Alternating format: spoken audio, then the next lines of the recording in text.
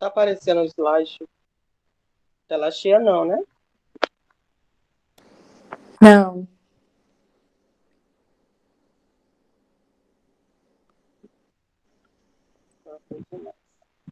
Pronto. E agora? Agora sim. Tá. Então, boa tarde novamente. Meu nome é Francinaldo Pereira. Eu sou ex-aluno do programa de pós-graduação em Letras do Campus Bacabal. Esse trabalho aqui ele foi desenvolvido numa disciplina intitulada História e Literatura, né? Ministrada pela professora Resta, pelo professor Eriston. E esse trabalho ele é uma síntese de um artigo que foi apresentado na disciplina. Ele está intitulado sobre discurso histórico, eventos, representações imaginárias em um curso de Aloysio Azevedo.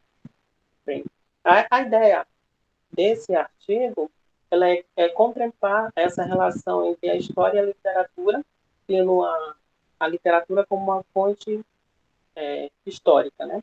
E esse conceito de fonte histórica ele é baseado nos postulados do Celso Ferreira sobre a fonte fecunda, né? E lá ele diz que a literatura ela é um produto da cultura humana que está expressa de valores e pensamentos.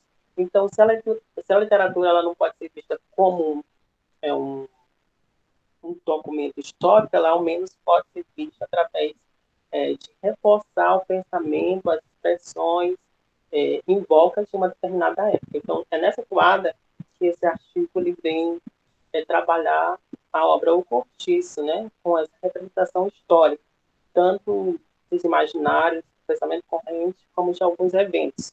E aí são vários inúmeros eventos e discursos que estão estabelecidos na narrativa desse romance. Entretanto, aqui nessa abordagem, eu vou focar apenas em mais ou menos três eventos, né, que é expresso no romance e que tem correlação com a história, né? E a gente vai ver, além, além desse caráter histórico, também o pensamento de uma determinada sociedade, no caso brasileira, né? Sobre esses acontecimentos. Então, o primeiro tópico que eu trabalho nesse artigo, que é intitulado A Literatura como Fonte Histórica, Pressupostos de Identificação, ele vai se apoiar é, na literatura como fonte histórica, e aí eu trago uma citação de Bakhtin, né, que é onde eu trabalho mais a questão do discurso, que ele fala nenhum ato cultural criador tem nenhum ato cultural criador tem relação com a matéria diferente em valores.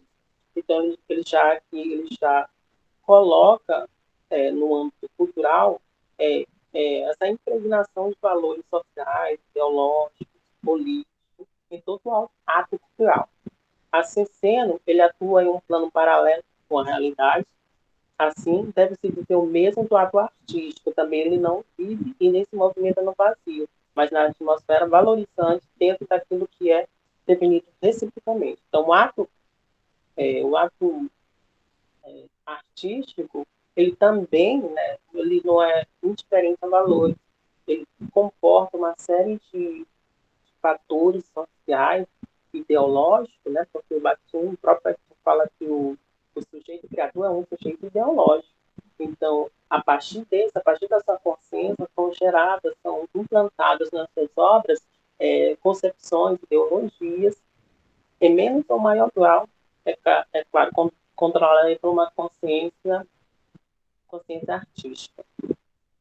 No Cortiço, a gente encontra um discurso histórico, né, pautado tanto na questão das transformações ocorridas na época, como, por exemplo, eventos como a própria febre amarela, a imigração italiana, que são os três focos que eu abordarei aqui.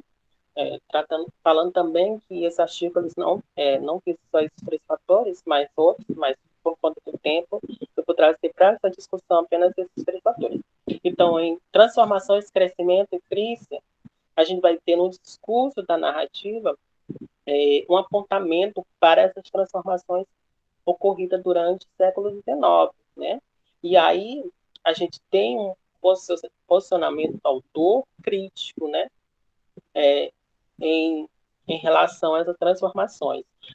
No século XIX, né, com todo esse desenvolvimento que ocorria na capital do Rio de Janeiro, havia-se, né, um pensamento positivista, positivo, na verdade, positivo em relação às transformações, urbanização, industrialização, sobretudo da elite.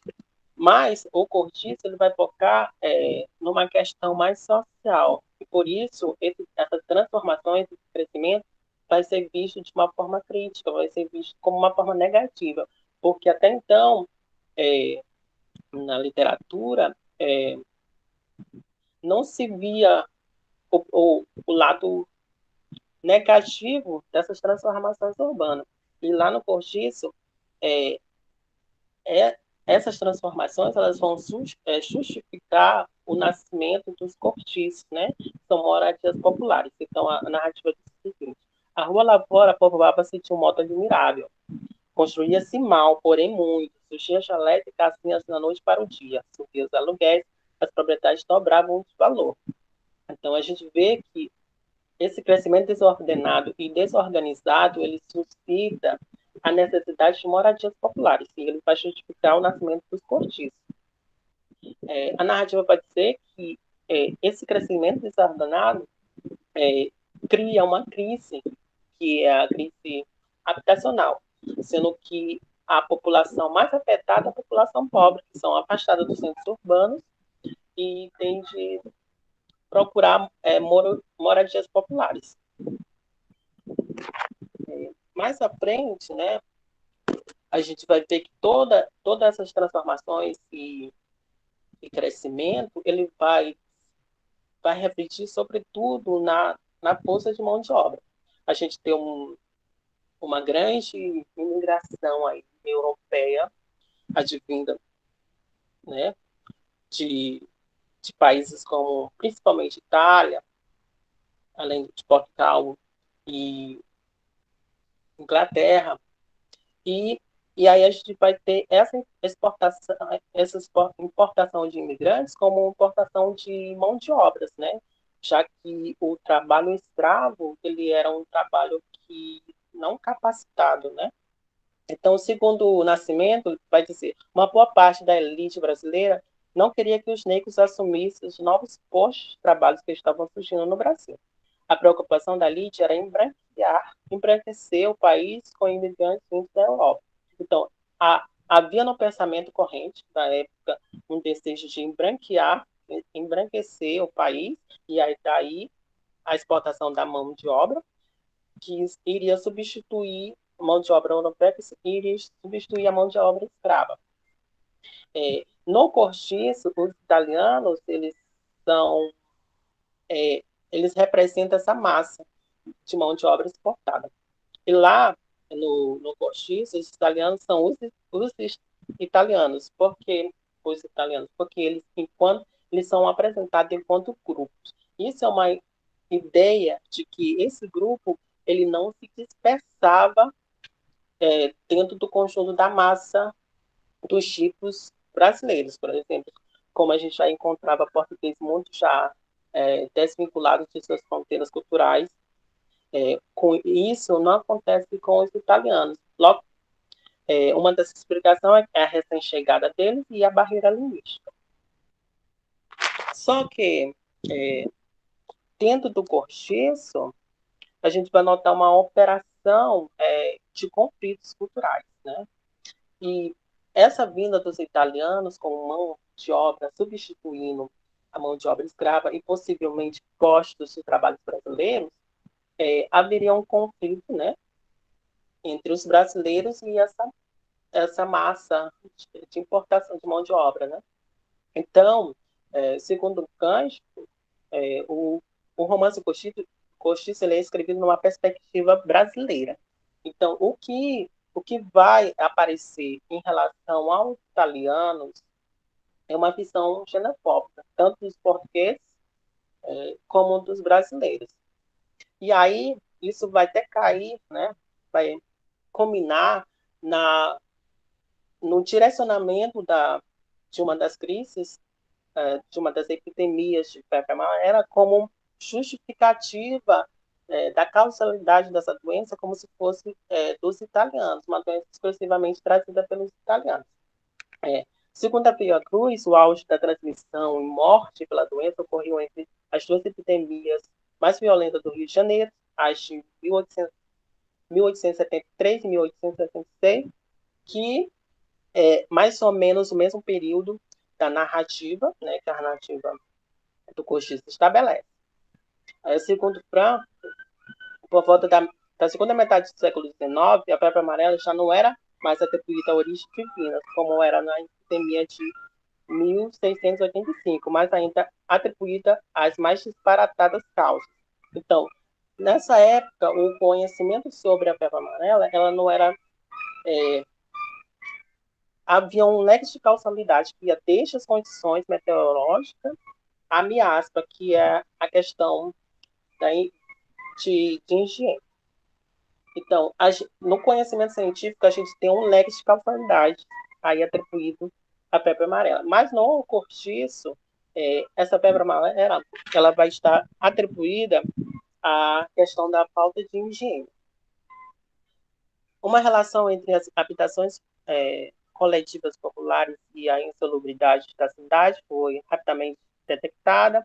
As habitações coletivas passaram a ser consideradas como a causa de insalubridade, por esse motivo foram condenadas a desaparecer, substituída por habitações higiênicas.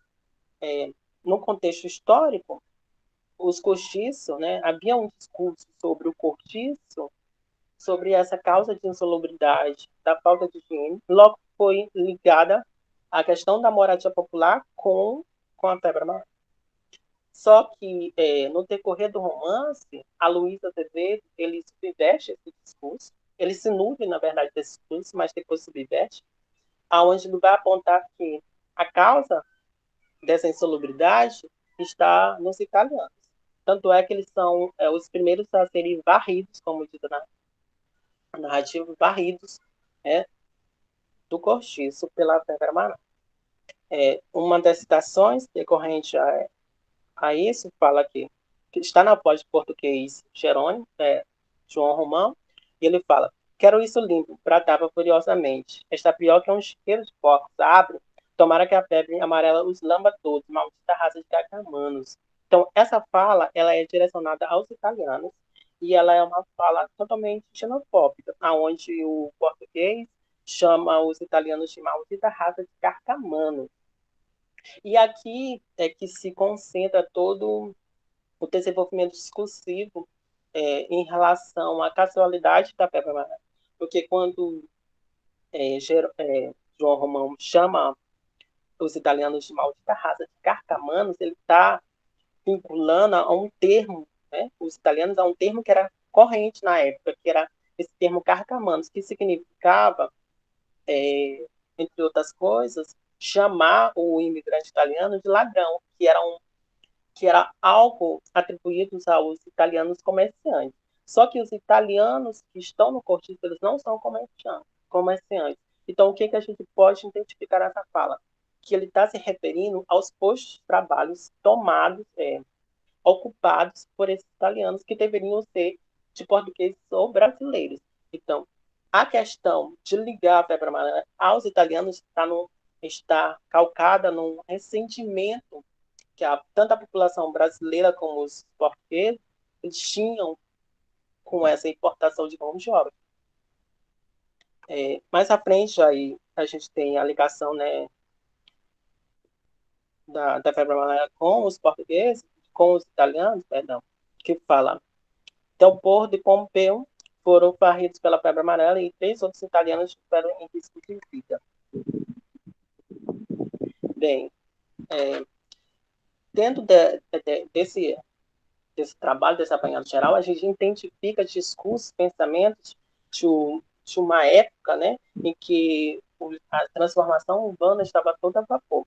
E aí a gente estabelece, né, como eram constituídos os discursos e como esse discurso está entranhado aqui no cortiço.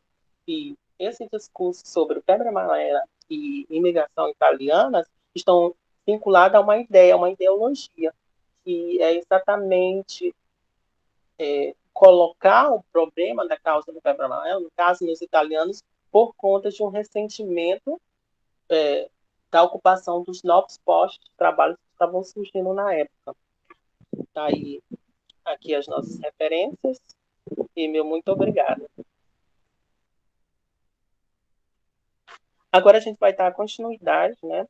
Eu vou deixar para fazer os comentários, não posso fazer comentários sobre mim mesmo, mas eu vou deixar para fazer os comentários ao final, né, de todas as apresentações e também dar voz a vocês também para que a gente discuta um pouco sobre os trabalhos. Agora eu vou chamar a colega que tem em sequência, que é, só um momento aqui, a Clara, com o trabalho intitulado A Construção e o Desenvolvimento da Personagem Pombinha sob o aspecto do determinismo social em um cortiço de Aloysio Azevedo. Clara? Só um minutinho. Ok.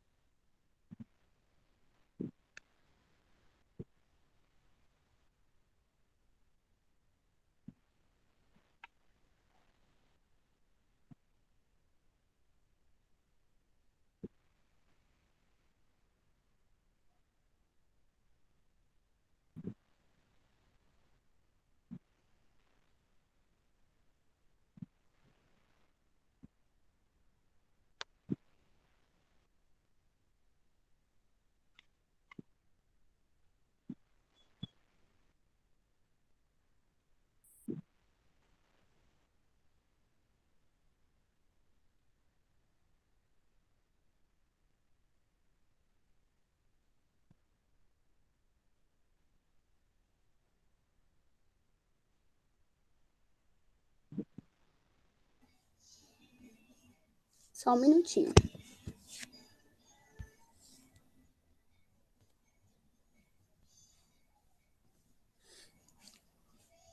Tá dando para ver, gente? Alguém pode me responder, por favor? Sim. Coloca em modo de apresentação. Tá dando certo, gente?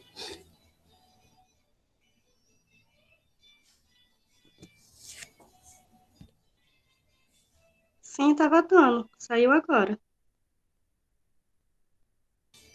Gente, não deu certo o slide.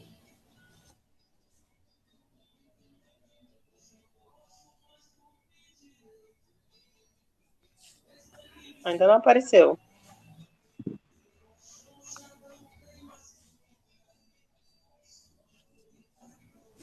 Gente, alguém?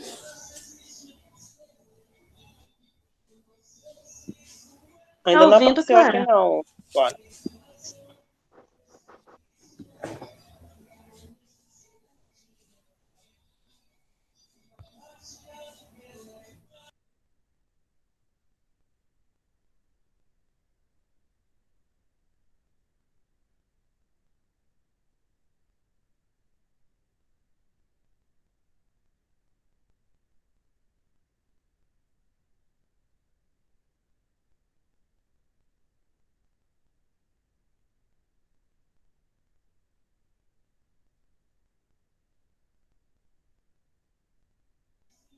Oi, gente, boa tarde. Deu certo agora? Boa tarde.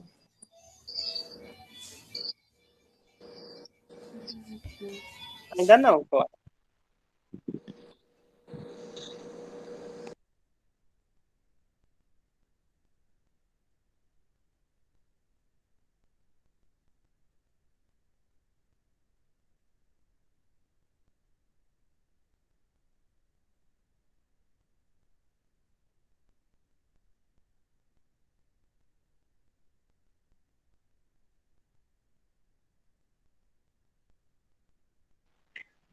Tá ouvindo, Clara?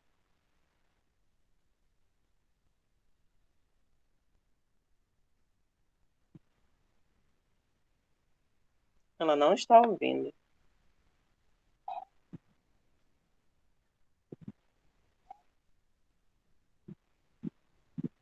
Eu acho que tu tá com. Cadê ela aqui? Acho que tu tá com o fone desligado.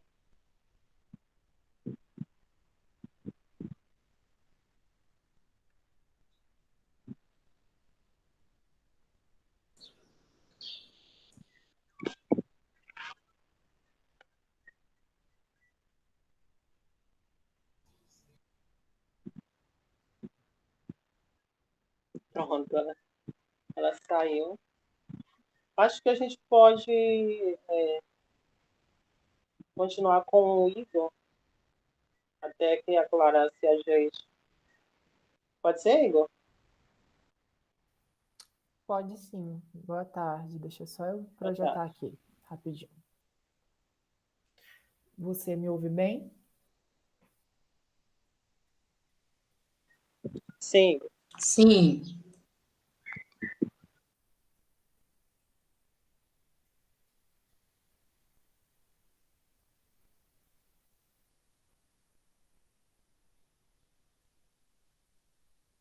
Certo. Só me confirmem quando aparecer, por favor.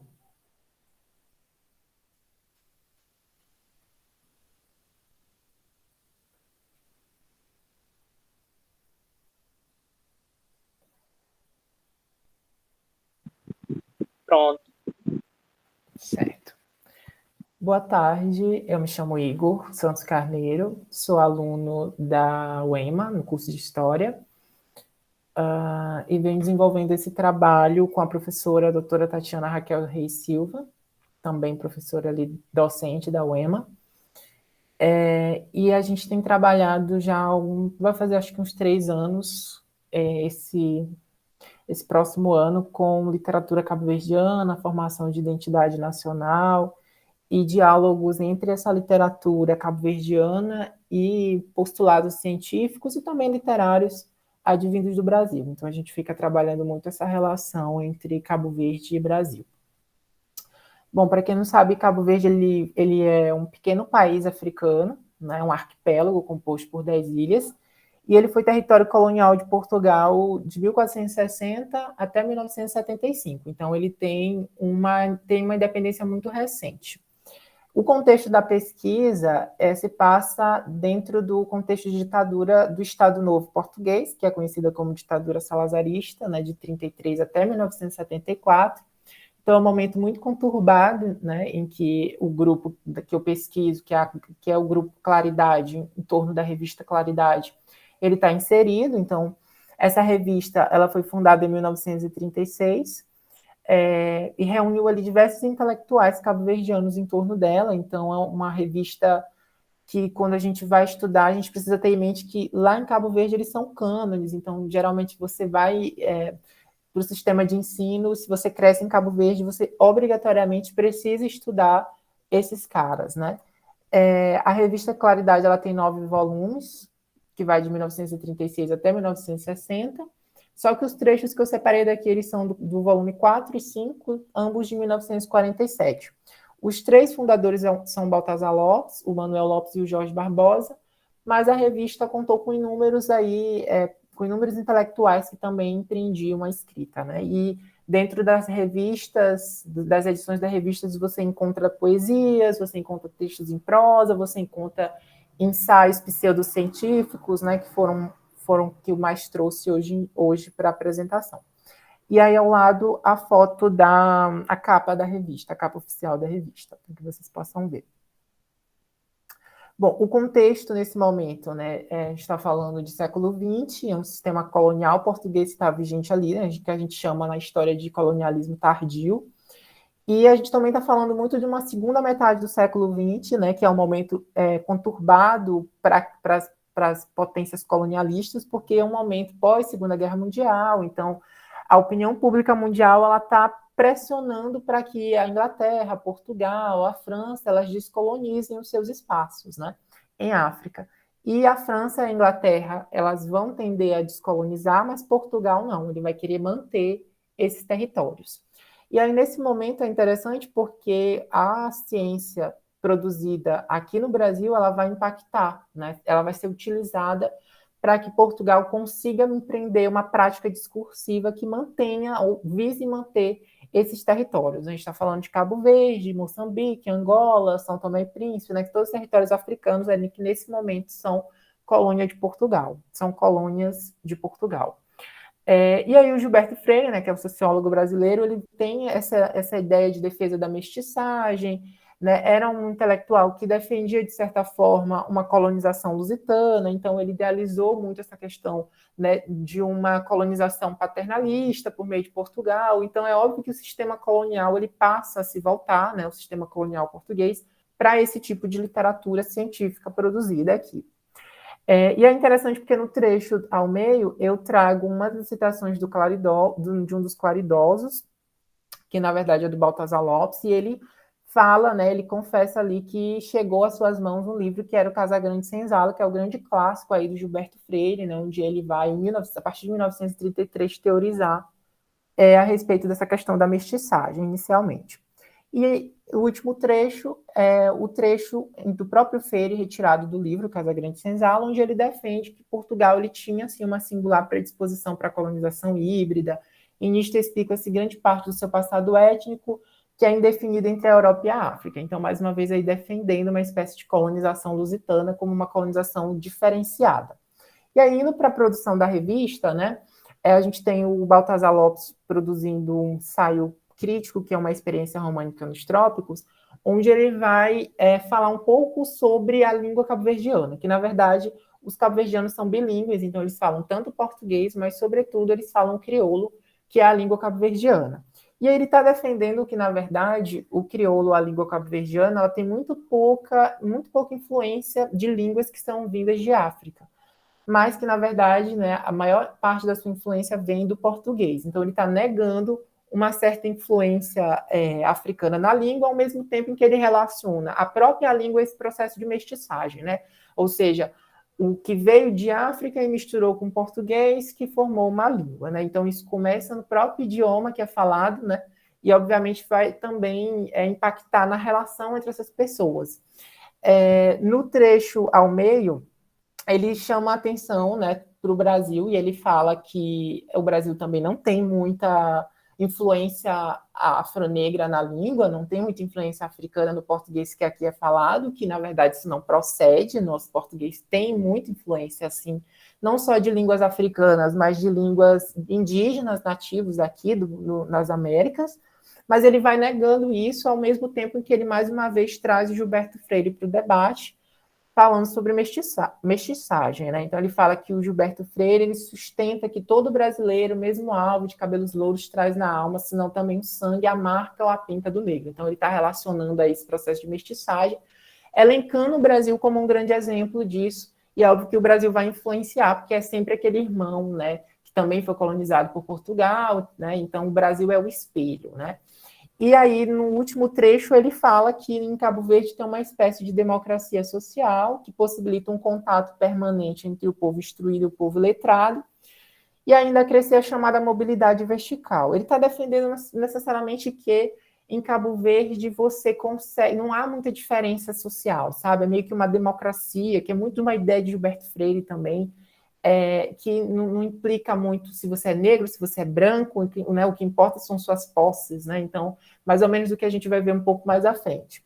Então, ele está pincelando, né, Cabo Verde já como uma nação mestiça, isso lembra muito a própria ideia de Stuart Hall, né, que é que a gente que dá sentido às coisas, né, somos nós que a classificamos, a gente que conceitua, a gente que embute os valores. Então, essas questões que são tidas quanto naturais, né, ou seja, a própria ideia dos cabo-verdianos e até mesmo de nós brasileiros nos entendermos muitas vezes como mestiços, parte de práticas discursivas, né? E aí é óbvio que isso casa com Foucault também, porque Foucault ele atrela muito essas práticas discursivas a algumas instituições, e entre as instituições estão instituições científicas, né? Ou seja, a própria intelectualidade. Então, quando eles produzem discurso, esses discursos produzem verdades, né? Então, quando os claridosos, que são intelectuais, eles estão falando que a sociedade é mestiça, ninguém ali vai dizer, numa sociedade majoritariamente iletrada, porque estamos falando de uma colônia, ninguém vai dizer eles estão mentindo. Não, né? Quando um claridoso fala, um intelectual fala, eles tendem a ouvir como se fosse verdade. No ensaio A Estrutura Social da Ilha do Fogo, escrito pelo Henrique Teixeira de Souza, ele classifica, né, como seria essa estrutura social em Cabo Verde. Então, ele fala que tem os brancos, os portugueses, tem a classe dos mulatos, os filhos de pai branco, como é mulato ou preta, que ele chama de mestiço, e tem os mulatos, que são os filhos de pai e mãe mulatos. Então, o mestiço, né, a categoria valorizada, é sempre o que é o de pai branco com a mãe negra. Uma ideia muito freiriana, porque quem já leu Casagrande Senzala vai ver que Gilberto Freire defende justamente essa ideia, né? A mestiçagem valorizada por ele é o do senhor da Casa Grande branco com uma mulher negra, fruto muitas vezes de abusos. Então, os claridosos aí remetem muito à própria teoria de Gilberto Freire, né?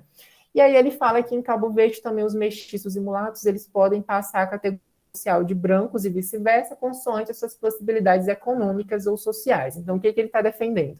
Mais uma vez, a ideia de democracia, né? Ou seja, não importa se você é negro, se você é branco, o que importa é se você é rico. É como se não tivesse preconceito racial ali. Isso é muito indicado na literatura deles, né? Seja na literatura mesmo, no quesito artístico, quanto nessa literatura metida a científica, né? E se eles estão defendendo que Cabo Verde não tem preconceito racial, automaticamente eles estão defendendo também que o sistema colonial português também não tem racismo. Então, é meio que uma defesa do próprio sistema colonial português, porque Cabo Verde é uma colônia nesse momento. E ele continua, né? Ele fala que de alguns festejos, como as festas de São João, de São Pedro, São Sebastião, e ele fala de uma relação que inicialmente é onde essas classes subalternas, majoritariamente negras, elas ficam ali à parte, fazendo alguns serviços de serviçais, enquanto que os brancos é que ficavam nos casarões, nos sobrados, se embriagando, tomando champanhe, comendo bolo, né, ao som de violino. E ele fala que isso tudo mudou, né, que agora essas festas ainda existem, mas quem assume agora o papel de estar no sobrado, de estar nas varandas, comendo bolo e tomando champanhe, são os mestiços. Então, aí você tem uma alteração, né? É como se ele estivesse dando a prova do que ele acabou de falar, que em Cabo Verde, não importa se você é branco, se você é negro, o que importa são suas posses. Então, agora os mestiços, eles assumem o poder a partir de práticas brancas. E isso é meio complicado, porque o mestiço só é valorizado a partir do momento em que ele passa a agir como branco, né? Então, ele só é valorizado a partir do momento em que ele assume as festividades, as práticas brancas, que é muito do que o Anjos, né, nessa situação que eu trouxe, que é um intelectual cabo-verdiano, está pensando o seu espaço, ele fala que é como se tivesse uma escala evolutiva, né? Em que o negro ocupa a posição mais baixa, mais inferior, o branco a superior, e o mestiço, ele está aí entre os dois. Então, é como se ele fosse um grupo superior ao negro, ou africano, mas sempre inferior ao branco, né? Então, o mestiço seria um intermediário, né? Entre esses. E é interessante a gente pontuar, só para concluir, que os claridosos, eles possuíam um projeto específico para a identidade cabo-verdiana, que envolvia o conceito freiriano de democracia social, né, e a mestiçagem. Esses intelectuais, representantes da classe média, eles atuavam como mediadores entre a metrópole e a colônia.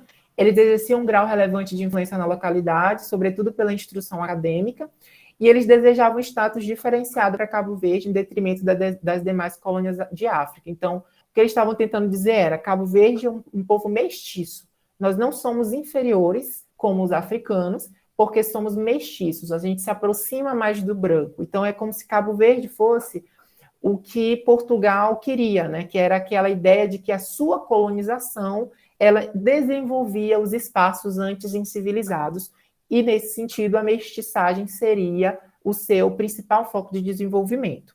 Então a narrativa claridosa seguia o modelo da Convenção Portuguesa, portanto defendia que a população do arquipélago não era africana, e sim um produto de encontro entre os negros africanos e brancos portugueses, que gerou um novo ser humano mestiço, este considerado superior.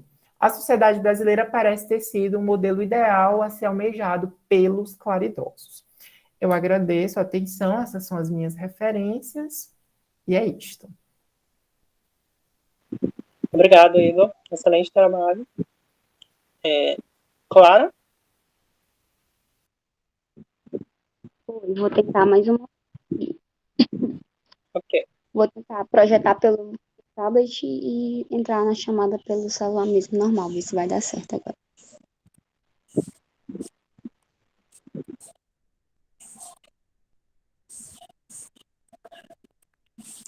Ai, meu Deus, tomara. Deu certo.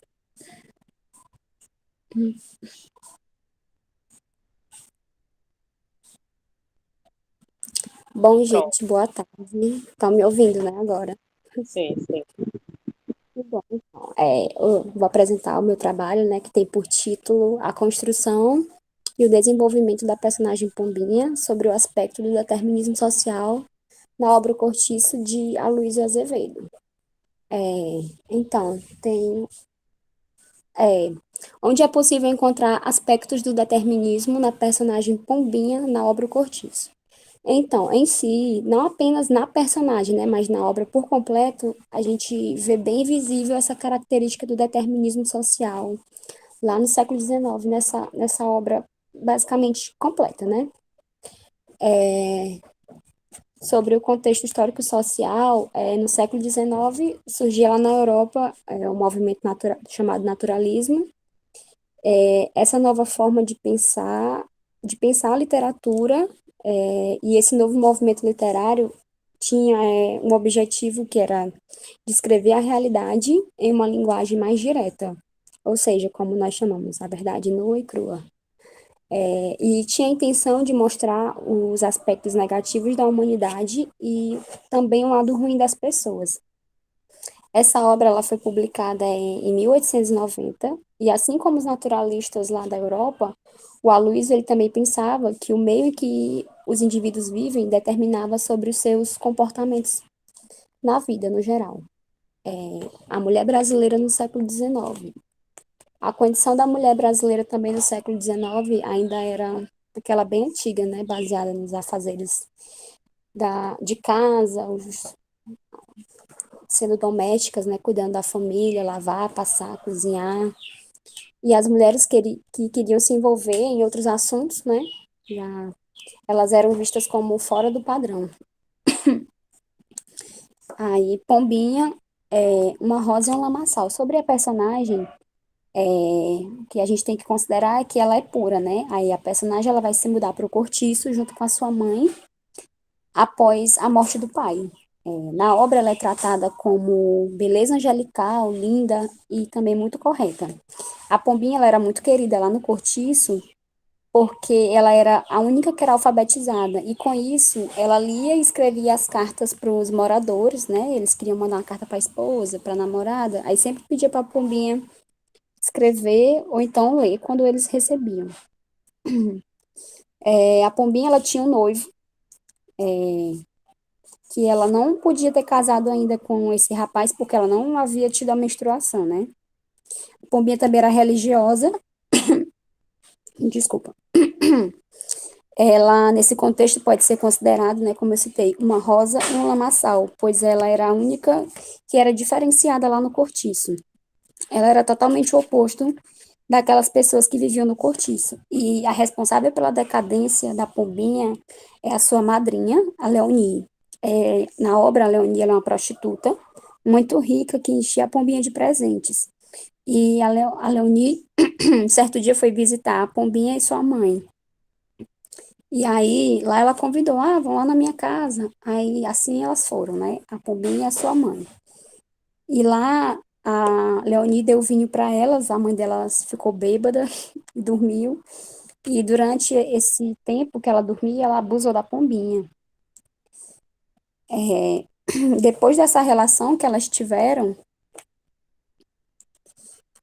a Pombinha veio a menstruar. Eita, meu Deus, espera, mexer no slide aqui. Aí foi aí que a Pombinha teve a sua primeira menstruação e pôde se casar. Só um minutinho, me perdi aqui no slide. Tem até umas citações aqui que eu peguei e achei bem interessante para situar vocês. Aquela pobre flor do cortiço, espancando a estupidez do meio em que desabotou, tinha que ser fatalmente vítima da própria inteligência. A míngua de educação, seu espírito trabalhou a revelia e atraiçoou-a, obrigando-a a tirar, eita, meu Deus, ficou bem no meio, da substância caprichosa da sua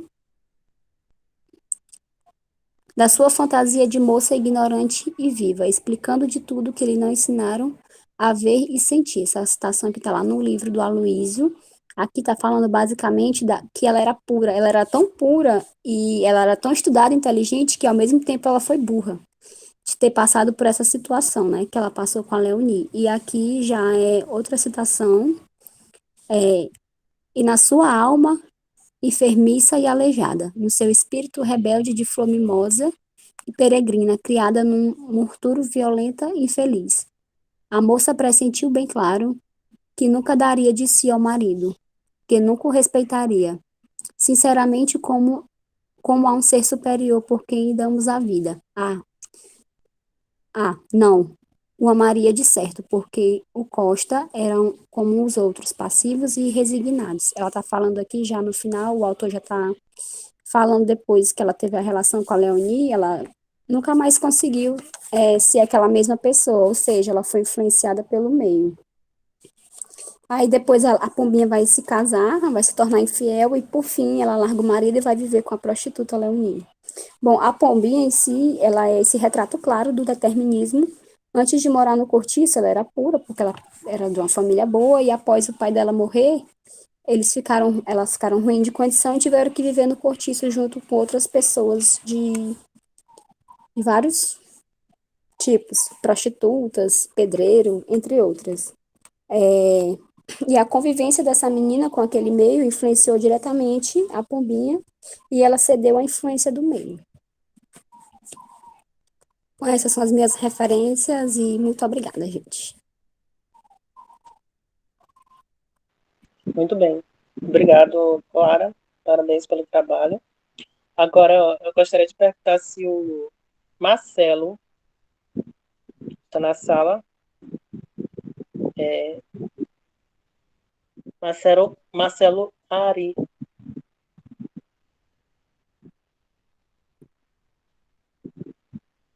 Não?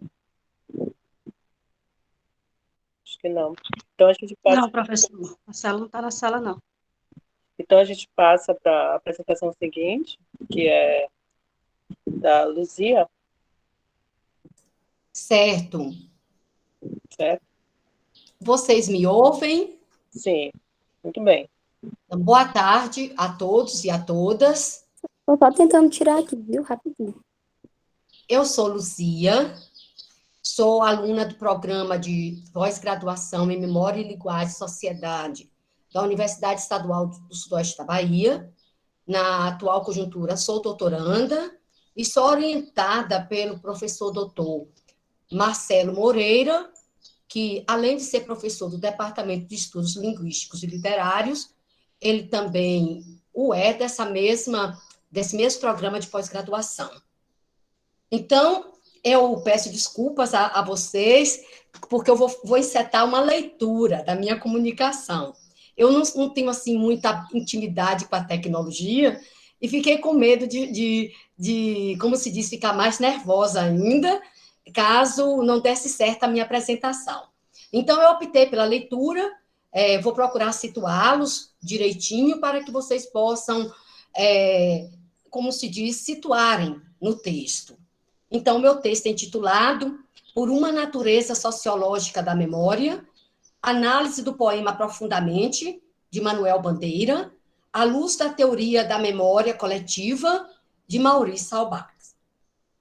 O presente trabalho propõe-se legitimar, à luz da influência sociológica de Émile Durkheim, que o sociólogo francês Maurice Halbach ancorou sua teoria da memória coletiva nos quadros sociais da memória. Teoria essa que o tornou nome cativo nos estudos de memória na contemporaneidade. Tendo em vista que o entendimento de tal teoria, e por extensão de tal memória, configura-se como sendo de importância primacial para a inteligibilidade do estudo que aqui se pretende encetar, objetiva-se, com tanto mais razão, demonstrar de que forma se dá a instigante e interessante relação entre memória individual e memória coletiva, a partir da análise do poema Profundamente, do poeta modernista brasileiro Manuel Bandeira, posto que a compreensão de tal relação redunda no ponto nodal para o empreendimento de um estudo consistente acerca da dimensão social da memória. Ademais, cumpre pôr plenamente a claro que a análise do referido poema, além de levar na devida conta os aspectos linguísticos, ainda trará à baila categorias caras à teoria halbachiana da memória, segundo a qual esta é relacional, porque é construída no cerne das relações sociais. E, em última instância, intentar-se-á corroborar que, no fulcro do pensamento halbachiano, toda a memória, inclusive a individual, é de natureza coletiva. Com o fito de sustentar o que acima foi dito, deter-se-á por uns instantes na análise do poema bandeiriano, intitulado Profundamente, com o intento de demonstrar de que forma se dá a instigante e interessante relação entre memória individual e memória coletiva, posto que a compreensão de tal relação constitui condição sine qua non para o empreendimento de um estudo consistente acerca da dimensão social da memória. Com vistas à inteligibilidade do poema, o mesmo foi reproduzido por completo para ulteriormente ser analisado. Ei-lo, profundamente. Quando ontem adormeci, na noite de São João, havia alegria e rumor, estrondos de bombas, luzes de bengala, vozes, cantigas e risos ao pé das fogueiras acesas. No meio da noite despertei, não ouvi mais vozes nem risos, apenas balões passavam, errantes, silenciosamente. Apenas de vez em quando o ruído de um bonde cortava o silêncio como um túnel. Onde estavam os que há pouco dançavam, cantavam e riam ao pé das fogueiras acesas? Estavam todos dormindo, estavam todos deitados, dormindo profundamente. Quando eu tinha 6 anos, não pude ver o fim da festa de São João porque adormeci. Hoje não ouço mais as vozes daquele tempo. Minha avó, meu avô, Totônio Rodrigues, Tomásia, Rosa, onde estão todos eles? Estão todos dormindo, estão todos deitados, dormindo profundamente. Como se vê, o poema é constituído de 38 versos livres, ora muito longos, ora curtos e sem rimas, dispostos em estrofes irregulares, podendo ser desmembrado em 2 momentos, o passado e o presente do eu lírico. Desse modo, referem-se ao passado as 3 primeiras estrofes, consoante atestam os verbos flexionados no pretérito perfeito. Adormeci, despertei, ouvi, enquanto que as 2 últimas espelham o presente, pois, para além do uso do advérbio de tempo hoje, ainda são passíveis de vislumbre verbos no tempo presente. Ouço, estão. Inicialmente, o eu lírico confessa uma frustração, a de não ter visto o fim da festa de São João porque adormecera. Na sequência, quando despertou no meio da noite, toda a alegria produzida pelas músicas, risadas, brincadeiras do cotidiano das pessoas daquela época tinha desaparecido, posto que a festa havia terminado e todos estavam dormindo profundamente, no sentido literal denotativo. Convém notar que o verso de abertura do poema, abro aspas, quando ontem adormeci, fecho, apresenta um advérbio de tempo ontem, que por seu turno representa a infância do eu lírico. Ideia essa que é confirmada no primeiro verso da 3ª estrofe, pois nele há a indicação da idade, abro aspas, quando eu tinha 6 anos, fecho. Pelo que foi dito até então, percebe-se facilmente que nas 3 primeiras estrofes, o sentimento de perda que acomete o eu lírico é consequência tão somente de uma imposição da disposição física sumarizada no sono. Na realidade, o eu lírico recorda um tempo passado, ditoso, em que se comemorava a noite de São João, deixando entrever sua amargura por não poder regressar a esse tempo de alegria e vida plena, partilhada com a família. Na primeira estrofe, pode-se inferir que o sujeito lírico se sentia feliz em tais ocasiões, e nenhum ente querido havia morrido, posto que havia alegria e rumor, sem esquecer dos estrondos de bombas, luzes, de bengalas, vozes, cantigas e risos. Tudo isso em torno das fogueiras que permaneciam acesas na memória dele. Doravante, o estado inicial de festividade e de celebração em família vai, a partir da segunda estrofe, se esvaindo, e o que era apresentado como momento de contentamento passa a ser tomado por um silêncio só interrompido pelo ruído de um bonde. Daí a indagação à procura do que já se foi. Onde estavam os que há pouco dançavam, cantavam e riam ao pé das fogueiras acesas? Em conformidade com essas imagens, é de notar que o eu lírico deixa emanar do seu íntimo uma tristeza do que não se pôde desfrutar da festa, do ritual junino que pulsa na sua memória. Consoante visualiza-se nos versos da terceira estrofe, abro aspas, quando eu tinha 6 anos, não pude ver o fim da festa de São João, porque adormeci, fecho aspas. Ainda com base na estrofe sob análise, é lícito supor que no eu lírico há uma espécie de ruptura com o tempo, a partir de um adormecimento, de um sono que se finda e que lhe apresenta uma outra realidade, a da ausência, a da saudade. Neste ínterim, mais importante é perceber que os versos supracitados podem facilmente ser interpretados à luz do conceito de memória em Halbach, pois o eu lírico, apoiando-se no marco familiar, faz uma reconstituição do seu passado, mais precisamente da ocasião dos festejos juninos, a partir do presente.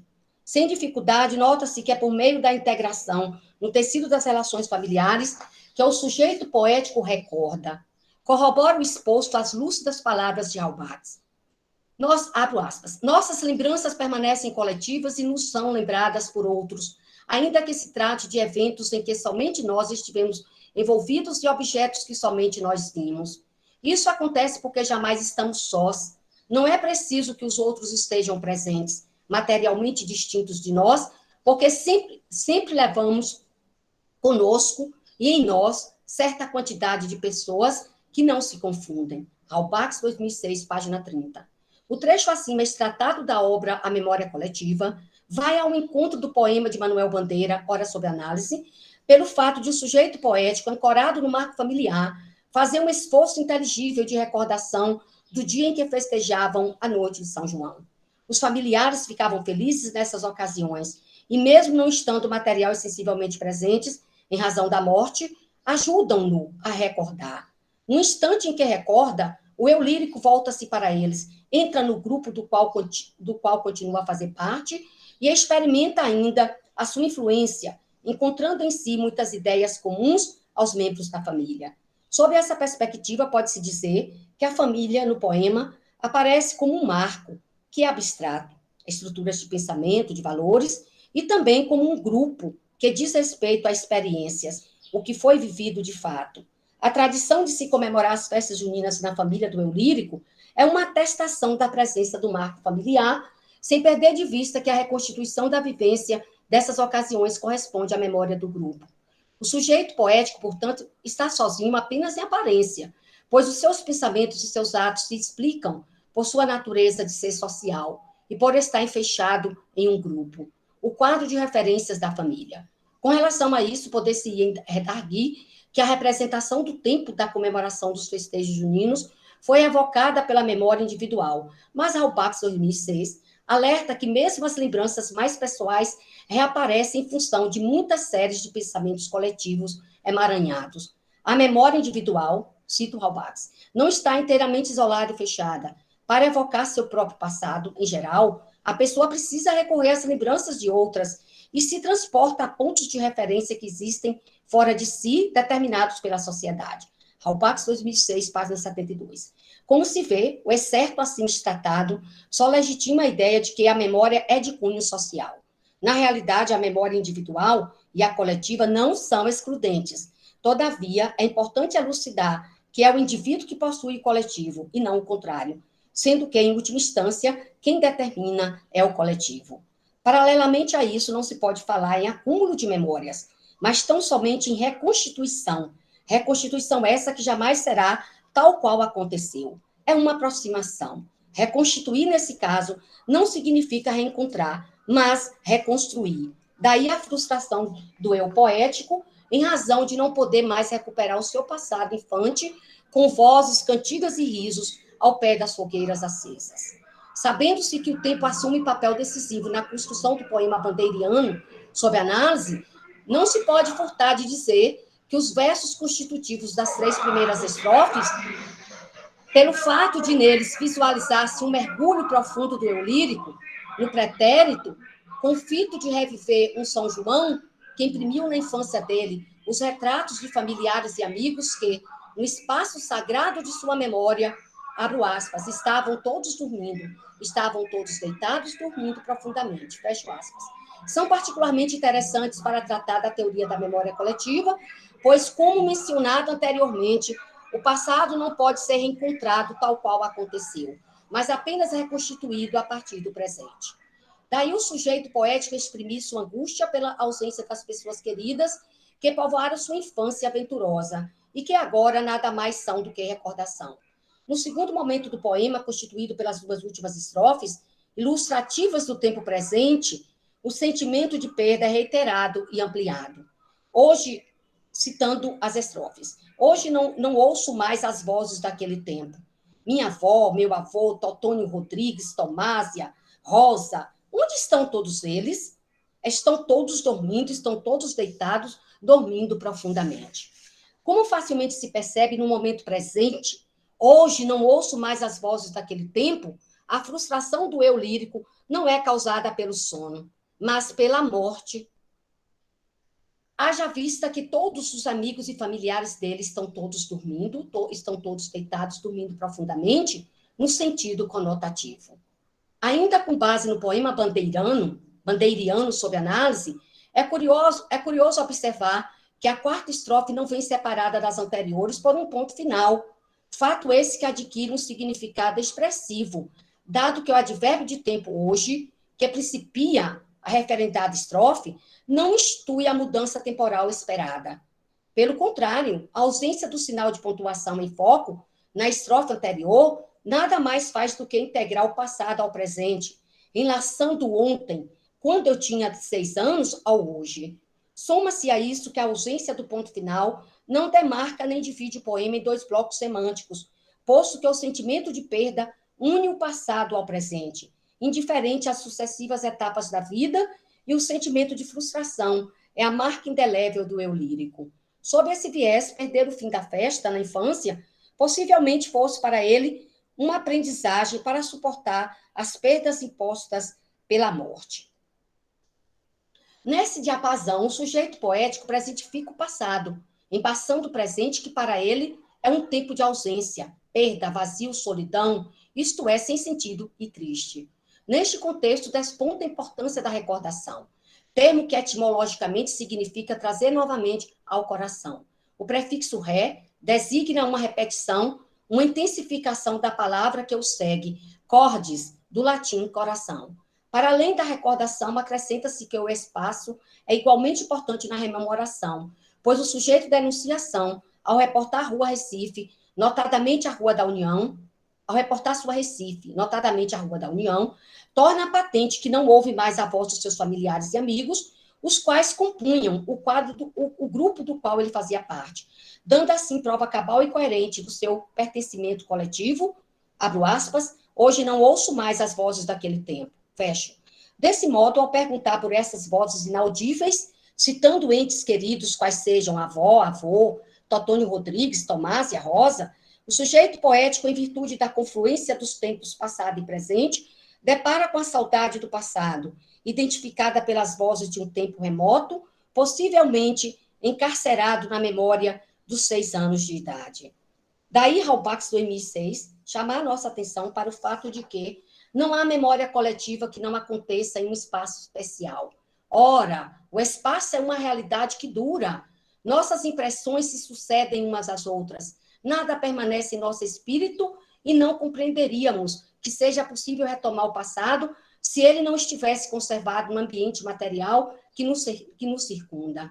É ao espaço, ao nosso espaço, que devemos voltar para a nossa atenção. É nele que nosso pensamento tem de se fixar para que essa ou aquela categoria de lembrança reapareça. Para e passo com Halbach, é imperioso notar que não há grupo nem gênero de atividade coletiva que não tenha alguma relação com o lugar, isto é, com uma parte do espaço. Reconstituindo a imagem do lugar, o pensamento coletivo do grupo, representado pelo sujeito poético, tem maior oportunidade de se imobilizar e durar. Toda a busca pelo que já se foi gira em torno da comemoração do São João, e as sensações são postas pelo eu lírico no lugar onde já residiu, o qual, em razão de sua estabilidade, dá, abro aspas, a ilusão de não mudar pelo tempo afora e encontrar o passado no presente. Cito Halbach, 2006, página 189. Afinal, Esse é o tempo, quanto falta? não falta. Mas você pode terminar essa fala. Então, obrigada. Afinal, só ele envelhece sem perder nenhuma de suas partes. Na última estrofe do poema Hora sob Análise, a temática da morte avulta enfaticamente quando o eu lírico utiliza-se, de um lado, da anáfora. Estão todos dormindo, estão todos deitados, dormindo profundamente. E, de outro, da elipse do pronome eles, ausente como os que já haviam morrido. Quanto à palavra profundamente, advérbio de modo, que tanto intitula o poema quanto assinala o desfecho do mesmo, ao metaforizar a morte, faz com que o eu lírico chegue à lastimável atestação de que, sem uma boa parte dos membros do seu grupo, por conta da morte de todos eles, ele já não festeja a noite de São João. Apenas espera o tempo passar. Como o tempo está passando, o sujeito poético, inelutavelmente, chegará a ser velho. Mas nada, pois não pode retomar o passado. Com o desaparecimento dos membros do grupo familiar, o eu lírico vê-se isolado numa sociedade que não para de se transformar. Porém, conforme Halbach, basta que se conserve uma parte limitada do grupo para que ali seja possível encontrar a lembrança coletiva. É por isso que ela persiste no caso do eu lírico. O sociólogo em questão sintetiza de forma memorável o que acima foi dito na passagem infrafirmada. Quando dizemos que o indivíduo recorre à memória do grupo, devemos entender que esta ajuda não implica na presença real de um ou mais de seus membros. De fato, continuo a sofrer a influência de uma sociedade, mesmo que dela me tenha afastado. Basta que eu carregue comigo, em meu espírito, tudo o que me permite estar à altura de me postar no ponto de vista de seus membros, de me envolver em seu ambiente e em seu próprio tempo, e me sentir no coração do grupo. Halbach, 2006, página 146. Conquanto o eu lírico continue frustrado em virtude da impossibilidade de recuperar o passado, tal qual ele foi vivenciado, encerra o poema de uma forma belíssima, revelando a serenidade com que aceita o peso negativo das etapas vencidas, mas não esquecidas, impostas pela vida. À vista do que fica exposto, vou saltar um pouco aqui, que eu não acho interessante ler, até porque eu já estou para além do tempo. Então, concluo dizendo, à vista do que fica exposto, digna-se evidenciar que o poema de Manuel Bandeira, aqui esquadrinhado, possibilitou fazer a ponte com a teoria da memória coletiva do sociólogo Maurício Halbach, legitimando, para tanto, que as recordações precisam sempre de pontos de referência. Para além de depreender que, no bojo da teoria halbachiana, o eixo é a relação entre memória individual e memória coletiva, relação essa na qual o uno se manifesta no diverso, com tanto mais razão há de se levar na devida conta que, para o sociólogo em destaque, a memória significa, fundamentalmente, reconstituição do passado a partir dos quadros sociais do presente. Quadros esses concebidos pelo sociólogo como construções sociais que unificam e ritmam a vida em sociedade. Dito isso, cumpre acrescentar que, ao perscrutar a teoria social da memória coletiva de Halbach, visualizada em A Memória Coletiva, 1950-2006, inferiu-se, sem dificuldade, que para esse sociólogo, a memória não conserva em si o passado, antes ela o reconstrói incessantemente, partindo do presente. Constatou-se ainda que o citado sociólogo, imbuído dos ensinamentos do seu mestre Durkheim, concebeu a memória como um fenômeno de natureza eminentemente sociológica. Em suma, o sujeito poético ensina, sem perder o sociólogo francês de vista, que o passado não pode ser reencontrado, mas tão somente reconstituído a partir do presente. Muito obrigada. Agradeço muito a atenção de todos e também, Francinaldo, por me permitir dar continuidade à minha leitura. Obrigada, a gente que agradece. pela exposição do trabalho, belíssimo trabalho, parabéns mesmo. Agora eu vou chamar a colega Paulina, ela está aí?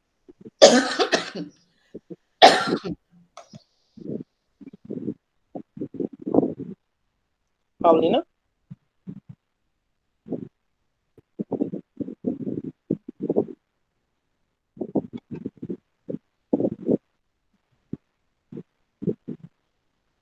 Oi, boa tarde.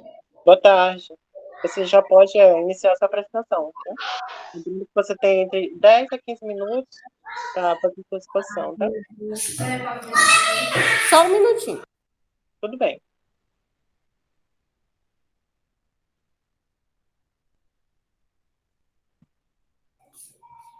Eu vou só mandar.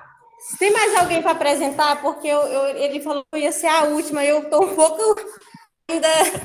Eu creio que você seja a última. Botou uma apresentação, mas o colega ainda não compareceu. Então, a última apresentação já.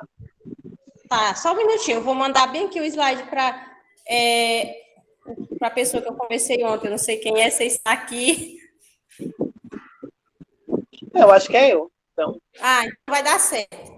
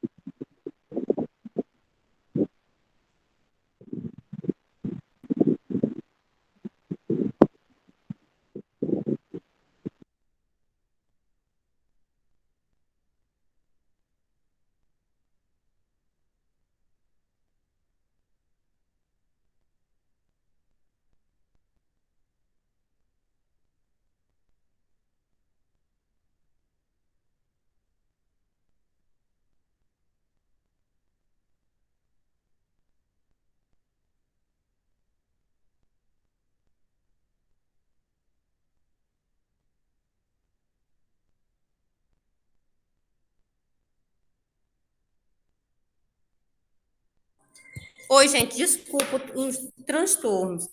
É porque eu estou no trabalho e já foi assim. Boa tarde a todos. Você recebeu o meu slide?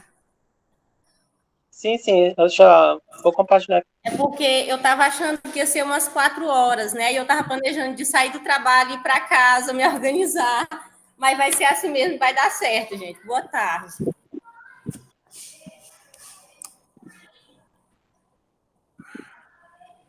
Eu já mudei de horário justamente por causa desses imprevistos. Mas o meu nome é Paulina, eu sou aluna da graduação, do curso de Letras e também do curso de História. E também faço parte do grupo de pesquisa sobre pesquisa literatura e negritude, e estou muito feliz de estar participando juntamente com vocês. Vocês conseguem me ouvir direitinho? Sim.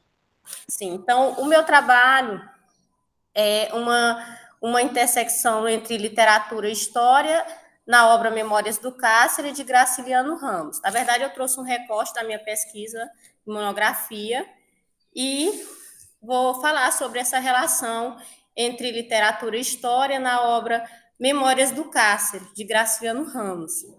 Os objetivos do meu trabalho é analisar a intersecção entre literatura e história em Memórias do Cárcere, de Graciliano Ramos, observar, através de trechos da obra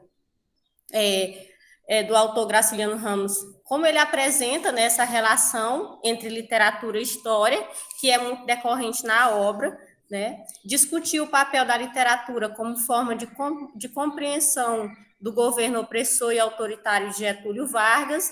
Então, a obra Memórias do Cárcere, Graciliano Ramos, ele escreveu essa obra trazendo, a partir das suas memórias, a opressão que ele viveu durante o cárcere, durante o período que ele esteve preso no Estado Novo. Graciliano Ramos foi preso político,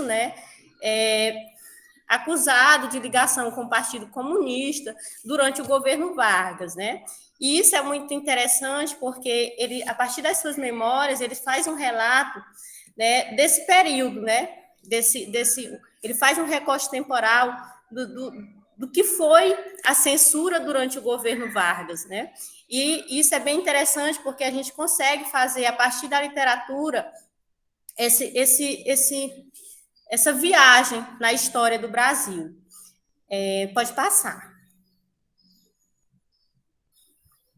Então, essa investigação, ela partiu da premissa de que a literatura tem um papel fundamental para a compreensão dos fatos que marcaram a história no decorrer do tempo, né?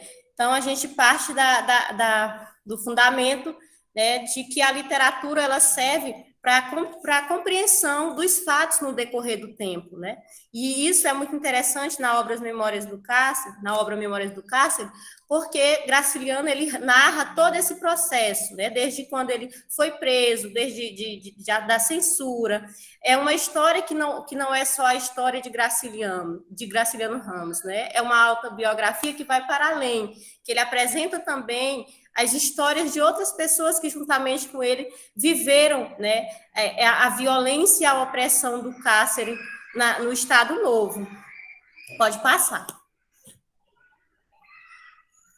Aí eu trago, né, essa relação entre literatura e história, porque elas não estão separadas, né, elas se complementam e se entrelaçam de certa forma, né? Uma complementa a outra, e na obra Memórias do Cárcere, isso é muito interessante, você consegue fazer essa relação de uma forma muito importante, muito interessante, muito relevante, compreender os fatos históricos a partir da literatura, né? Então, produzidas em uma ordem específica, as obras escapam dela e ganham existência sendo investidas pelas significações que lhe atribuem, por vezes na longa duração, seus diferentes públicos, né? Articular a diferença que funda diversamente a especificidade da literatura e das dependências múltiplas que a escrevem no mundo social.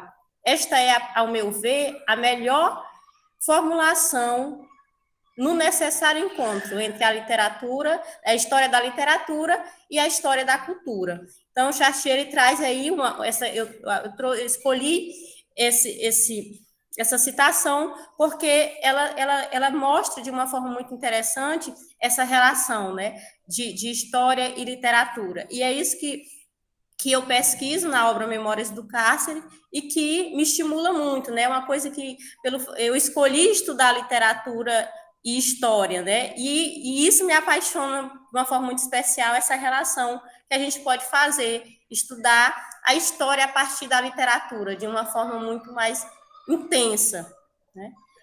Pode passar. O historiador deve tomar a literatura a partir do tempo de sua escrita, do autor e da época em que foi produzido, tanto se o texto falar da sua época, de uma passada ou de uma futura, passamento. Então, o historiador, ele busca na literatura exatamente isso, os acontecimentos em uma determinada época, né, a escrita, né, a profundidade com que o autor, ele escreve literatura, né? Isso traz para o historiador um formato diferente de conhecer um fato na sua época, né? E Graciliano, ele conseguiu isso de uma forma muito, muito diferente na obra Memórias do Cárcere, né? Você lê Memórias do Cárcere e você conhece a história do Estado Novo, a opressão do governo Getúlio Vargas, a partir de uma escrita diferente, né? De uma escrita na qual você se sente dentro do que está acontecendo de fato. E quando a gente começa a ler todos os relatos de Graciliano Ramos na obra Memórias do Cárcere, você começa a se impactar, como de fato foi a opressão, a censura, como foi duro esse período da história brasileira, né? Como os autores da literatura eles sofreram com a censura durante o governo Vargas, né? E o que estava por trás dos feitos de Getúlio Vargas, né? Ali tinha um governo opressor e autoritário, e Graciliano, ele traz isso de uma forma muito impactante na obra Memórias do Cárcere. Pode passar.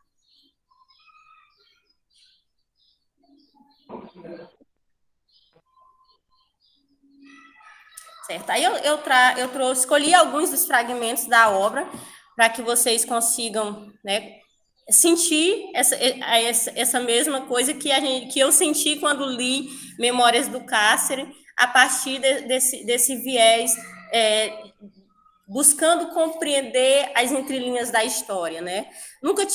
Graciliano diz, nunca tivemos censura prévia em obra de arte. Efetivamente, se queimaram alguns livros, mas foram raríssimos esses autos de fé. Em geral, a reação se limitou a suprimir ataques diretos, palavras de ordem, tiradas demagógicas, e disto o escasso prejuízo vê a produção literária. Então, aqui na obra, logo no início, Graciliano já vai falar, né, de como se dava a censura durante o governo Vargas, né? Se começa com algo muito discreto, mas que ao pouco foi tirando a liberdade de expressão, e a literatura ela foi sendo censurada, né, no decorrer desse período. Aí ele diz, quando ele já está na prisão, as minhas armas, fracas e de papel, só podiam ser manejadas no isolamento. No íntimo havia talvez um certo desejo de provocar a nossa justiça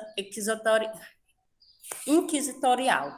Então, a Graciliano, ele, mesmo vivendo o cárcere, né, toda a humilhação, todo aquele ambiente de desumanidade, ele viu na literatura uma forma de denúncia, né? Ele sabia que os seus escritos, eles teriam uma repercussão futuramente, né?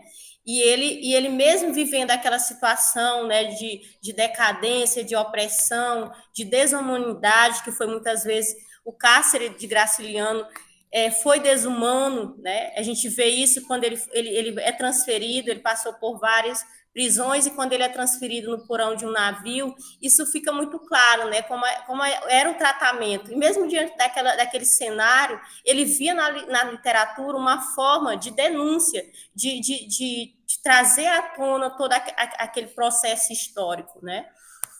Pode passar.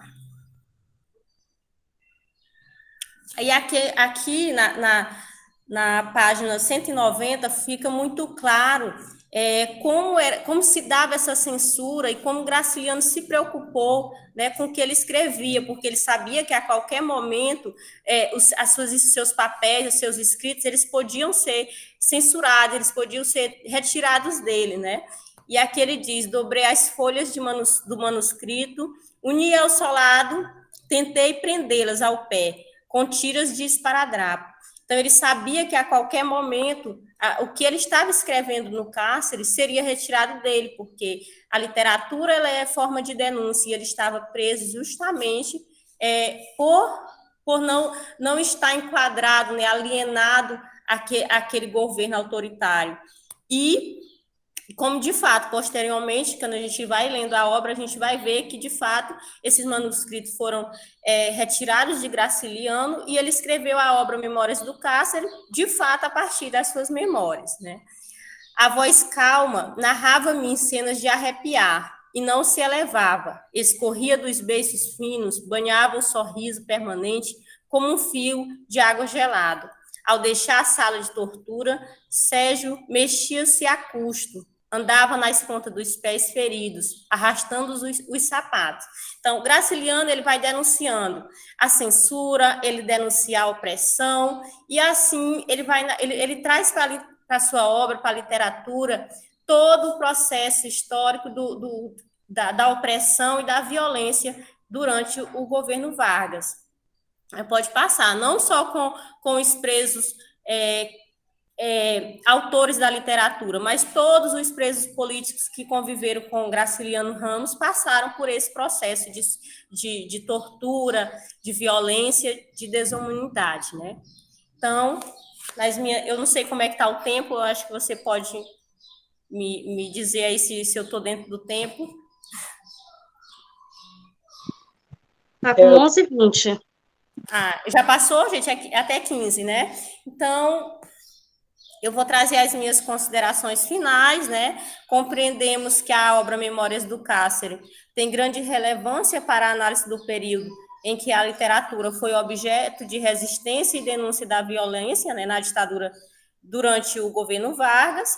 Graciliano Ramos fez de suas memórias uma conjuntura de literatura e história, né, onde narrou as mazelas sociais vividas no período em que a liberdade de expressão era repreendida de forma violenta por um governo autoritário e opressor. E os artistas da palavra eram tomados por vagabundos. Então, no decorrer da obra, Graciliano vai fazendo, né, essa conjuntura entre literatura e história, a partir de então, com o objetivo de denunciar, né, todas essas mazelas sociais que foram vividas durante o período do governo Vargas, toda a opressão, né, contra os artistas da literatura, como de outras artes, e todo político preso, né, todo aquele que ia de encontro ao autoritarismo do governo, ele era censurado e oprimido. E isso é muito interessante quando você estuda Memórias do Cárcere, porque você vai Graciliano, ele narra de uma forma que você vai vivenciando, a partir da sua leitura, tudo aquilo que foi vivido naquele período. Então, a partir disso, trago aí as minhas referências. Tá? Pode passar, então, as referências. E agradeço muito, peço desculpa pelo transtorno aí no último minutinho, porque eu estava esperando para mais tarde, mas foi isso. Viu? Esse é o meu trabalho e tenham todos uma boa tarde.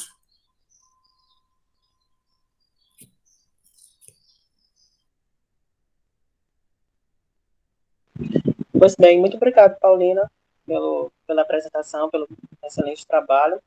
Eu creio que esse agora é um momento que a gente dá abertura para um diálogo sobre as temáticas. Não vai dar tempo de fazer uma fala minuciosa de todas as apresentações, mas eu vou pontuar algumas coisas, né? De forma geral, eu vi que são trabalhos que estão já bem construídos, bem desenvolvidos, né? Tem trabalhos aí que já tem 3 anos, né? Como o do Igor, que já tem um amadurecimento bem já legal, e esse trabalho do Igor eu já tive a oportunidade de ter visto, né? Em outro evento, e é um trabalho de fôlego, né? Que ele vem trabalhar a questão do colonialismo, a colonialidade, na verdade, lá em Cabo Verde, e é um trabalho muito interessante, bem desenvolvido, e é uma temática muito bem trabalhada, né? Aí, em sequência, teve o trabalho da colega sobre cortiça, né? Pombinha, deixa eu só, da Clara. O trabalho da Clara também é interessante, e é um trabalho que aí eu sou até suspeito de falar, por conta que eu também trabalho cortiço, né? Foi o trabalho da minha dissertação. Então, eu só queria chamar a atenção para Clara, que trabalha a personagem, especificamente o determinismo na personagem Pombinha, né? Trabalhar também levantar uma questão, né? No cortiço, a gente vê que a personagem Pombinha, ela passa aí alguns anos, né?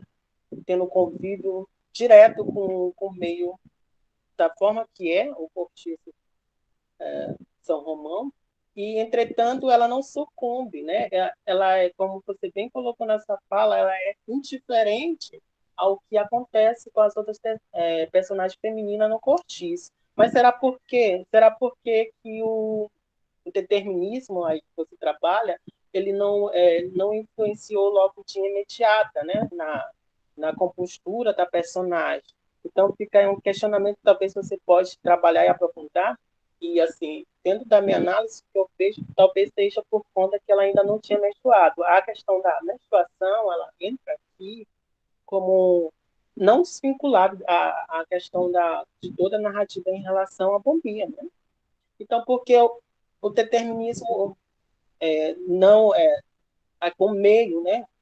O meio ali com aquele convívio com todos os tipos humanos não influenciou nesse primeiro momento. Talvez a questão da que a menstruação é vista, né?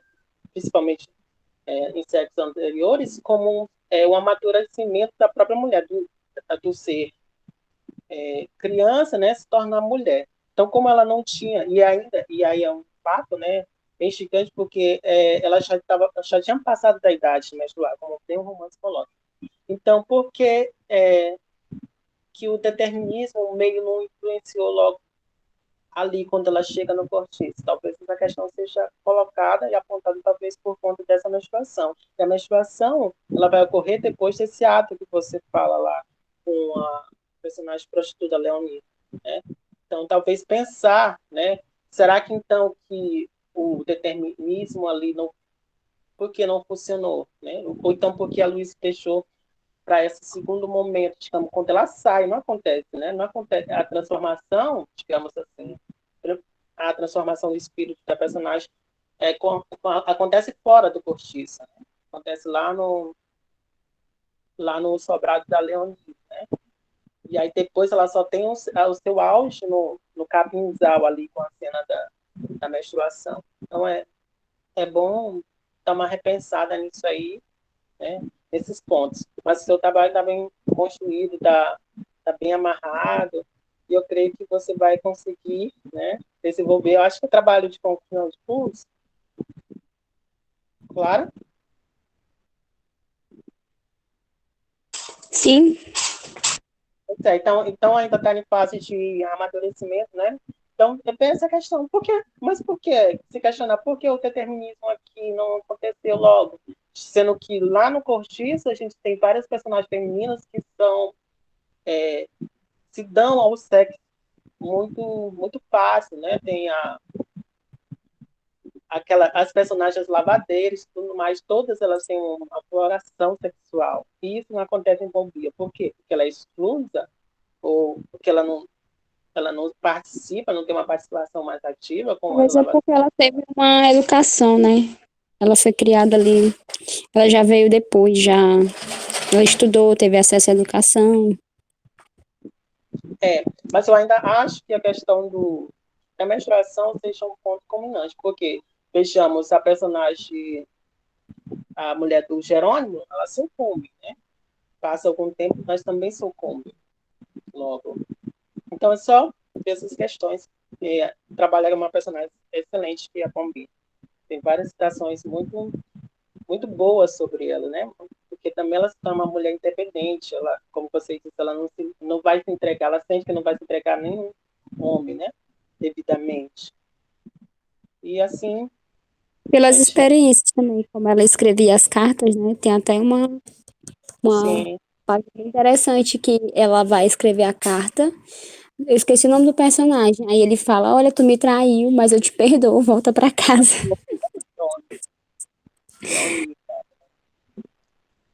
Leonina. Dando sequência a apresentações, a gente teve. Deixa eu só recordar aqui, gente. Da Luzia, né? Foi uma análise muito profunda, usando o trocadilho aí, do poema de Manuel Bandeira, e eu achei um trabalho espetacular, né? Uma análise muito concisa, bem segura, que você faz uma ponte do passado com o presente, e aí vendo a questão da memória como uma memória aí atribuída a uma questão, que é algo individual, mas atribuída a uma questão social, né? Coletiva, que há onde são perpassadas a questão de sentimentos, né? De saudade, de seres queridos. Então, a gente vê, né, até o próprio Raubais fala que, às vezes, né, o sujeito, a memória é algo que está em plena construção, ela vai sendo reconstruída ao longo do tempo e acrescida de outras condições determinantes, que são sociais. E aí entra a questão do sentimento, né, o sentimento do luto, para uma reconstrução romântica desse episódio que é colocado no poema. E você mostra isso, né? Você faz uma análise profunda ali tanto sintática como mesmo do conteúdo, né? Você consegue unir a noção mais formal com o conteúdo, e isso é divino, né? A gente percebe no seu trabalho essa ligação, essa amarra, para você reconstruir esses quadros de memórias que você faz, né? Analisando ali toda essa construção social da memória do eu lírico. Muito bom a sua análise. Você gostaria de falar mais alguma coisa relacionada, Luzia? Ô, Francinaldo, como se diz, eu gostaria, em primeiro lugar, de lhe agradecer, né, por você ter gostado do meu trabalho, ter feito esse comentário, que mais me anima ainda, né, a prosseguir nessa análise de poema. Na verdade, Francinaldo, eu me, como é que se diz? Eu me vali desse poeta, né, eu gosto muito de Manuel Bandeira, aliás, não só, né, de Manuel, mas de todos os que foram lembrados nessa tarde. Nossa, eu tenho um respeito muito grande por Aloysio Azevedo, gosto demais dele, e fiquei muito feliz com Clara por trazer Pombinha, por trazer a Baila Pombinha, que eu acho uma personagem tão emblemática na obra, né? Gostei por demais do trabalho de Igor, achei assim que o trabalho de Igor, ele envolve um esforço de erudição muito grande, é uma pesquisa muito bem fundamentada.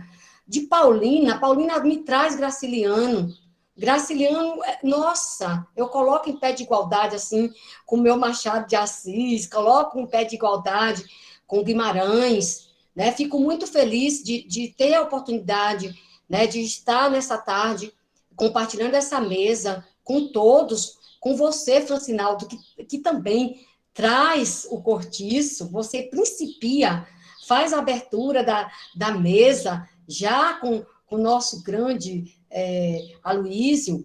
Aí eu disse assim, quando eu olhei o congresso, que eu olhei a proposta toda, porque como eu sou estudante de um programa de pós-graduação que trabalha com memória, eu falei assim, posso muito bem entrelaçar a memória com a literatura. Eu vou fazer isso. Então, eu já tinha, quem me deu o mote para fazer isso, ela está até aqui na sala, foi minha colega Manuela, a colega do programa, porque ela fez uma análise muito bem feita também, casando o Raul Bax com a literatura. Ela foi pelo caminho de Fernando Pessoa.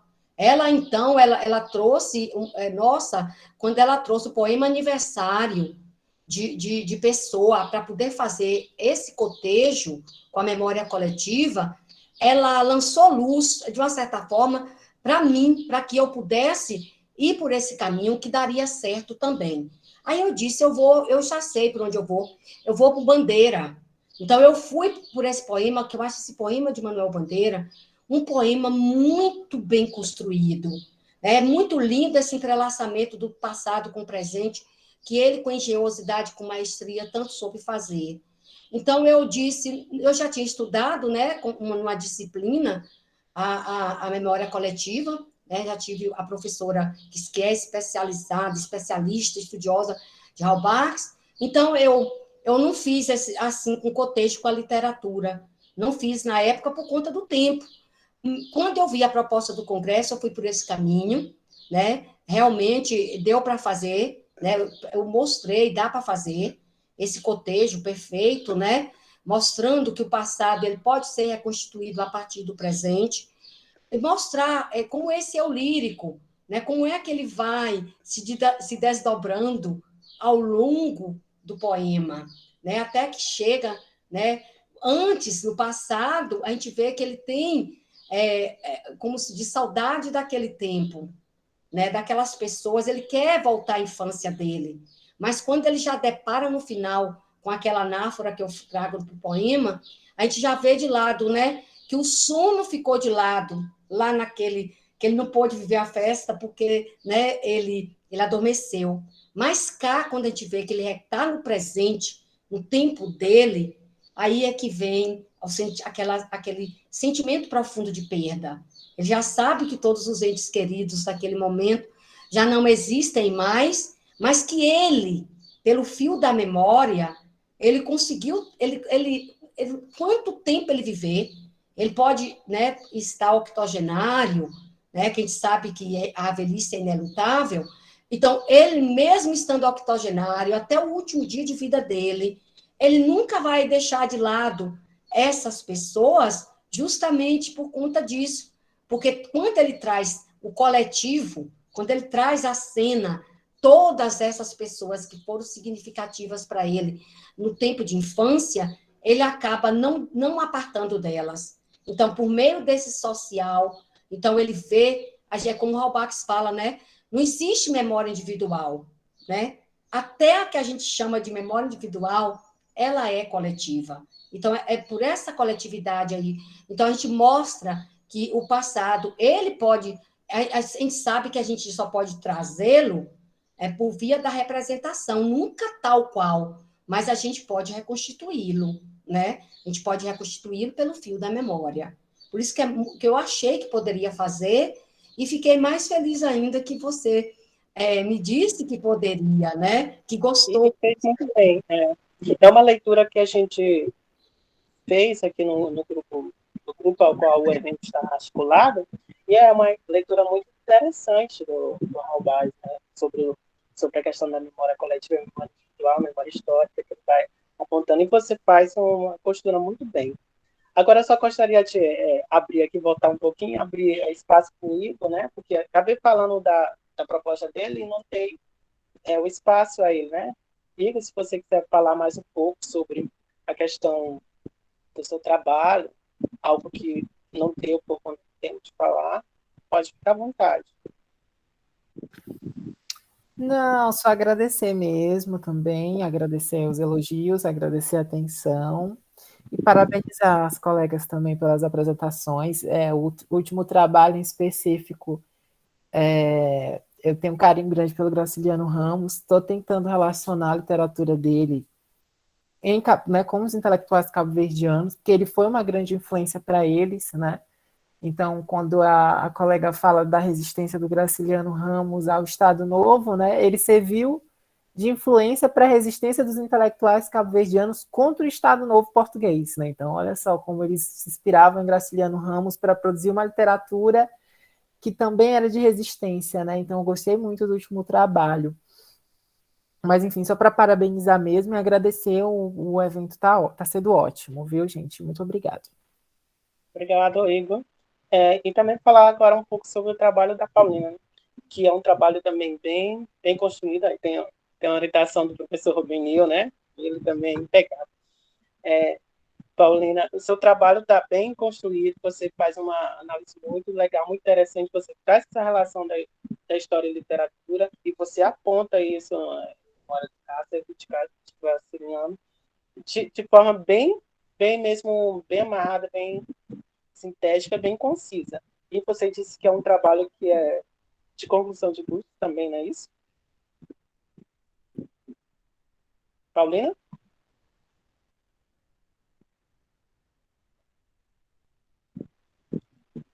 Eu acho que ela ainda tá... Voltei. Aqui está chovendo e aí a internet está assim, instável. Tá bom. Acho que a Paulina ainda deve estar ocupada com o trabalho, né? Como ela colocou, trabalha ainda no serviço. Então, deixa o espaço aberto para vocês, se quiserem trocar referência, alguma coisa, indicação. Se não, eu peço que todos liguem a câmera para a gente fazer um print, né? Para colocar lá na página do evento.